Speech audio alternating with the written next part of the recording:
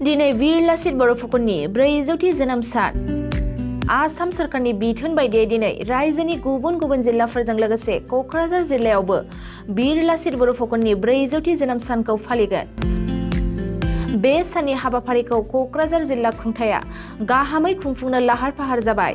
हाबाफारि बायदियै दिनै फुंबिलिनि 8 रिंगायाव लाचित बर'फुकननि जोनोम सानजों लोब्बा लाखिनानै हानजा सुरगोन आरो क'क्राझार हायार सेकेन्डारि फिल्डनिफ्राय जागायजेननो गोनां हाबाफारिखौ बिटिआरनि गाहाय खुंगिरि प्रमद बर'आ बेखेवनानै होगोन।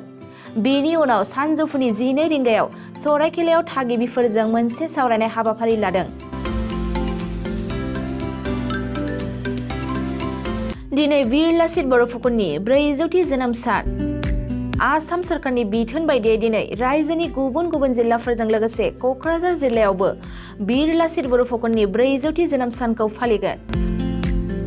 बे साननि हाबाफारिखौ क'क्राझार जिल्ला खुंथाया गाहामै खुंफुंनो लाहार फाहार जाबाय।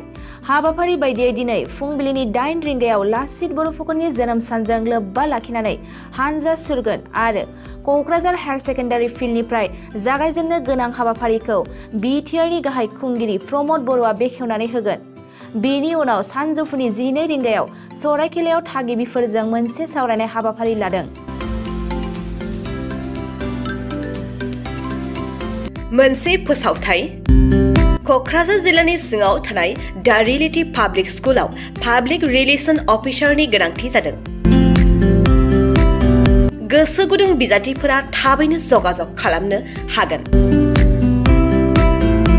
पाब्लिक रिलेशन अफिसारनि थाखाय बिजाथिया इंराजि आयदायाव MA खालामनाय जानांगोन, नङाब्ला मास कमिउनिकेशन एन्ड जार्नालिज्म आयदायाव MA खालामनाय जानांगोन।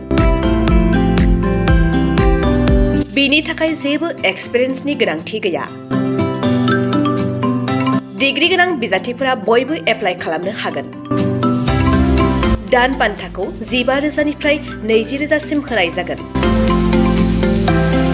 गोसो गुदुं बिजाथिफोरा realitypublicschool@gmail.com आव मेसेज हरनो हागोन, नङाब्ला 9435293000 जानबुं अनजिमायाव जगाजग खालामहरनो हागोन।